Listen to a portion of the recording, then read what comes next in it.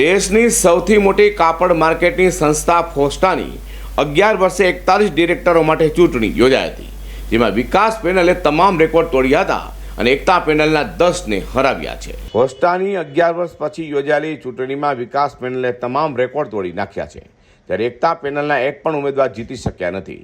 વિકાસ પેનલના તમામ 41 ઉમેદવારો ડાયરેક્ટર પદ માટે નિશ્ચિત થઈ ગયા છે. હવે 41 ડિરેક્ટરો ફોસ્ટાના નવા પ્રમુખની પસંદગી કરશે. જોકે કૈલાસ હકીમ પ્રમુખ પદ માટે પહેલેથી જ નક્કી છે. ફોસ્ટાની ચૂંટણી માટે શનિવારે સવારથી શરૂ થયેલા મતદાનમાં 91% મતદાન થયું હતું. રાત્રે 10:15 વાગે ફાઇનલ પરિણામ જાહેર થયું હતું.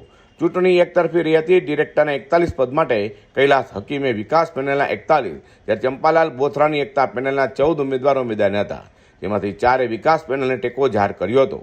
એકતા પેનલે 41 ડિરેક્ટરો મેદાનમાં ઉતાર્યા હતા, જેમાંથી 27 ઉમેદવારો પહેલાથી જ વિકાસ પેનલને સમર્થન આપીને ઉમેદવારી પરત ખેંચી હતી. ચૂંટણીમાં 634 મતદારોમાંથી 577 મતદારોએ મતદાન કર્યું હતું, જેમાં સૌથી વધારે 548 મત કૈલાસ હકીમ અને દિનેશ કટારિયાને મેળવ્યા હતા. સૌથી ઓછા 61 મત શૈલેષ સિંઘવીને મળ્યા હતા. એકતા પેનલના ચંપાલાલ બોથરાને 179 મત, જ્યારે પૂર્વ ડિરેક્ટર રંગનાથ શારદાને 173 મત મળ્યા હતા. વિકાસ પેનલના કૈલાસ હકીમે કહ્યું હતું કે વેપારીઓના હિતમાં સારું કામ કરાશે. ભરોસો કરી મતદાન કર્યું છે, તેમના મતનું મૂલ્યની મને ખબર છે.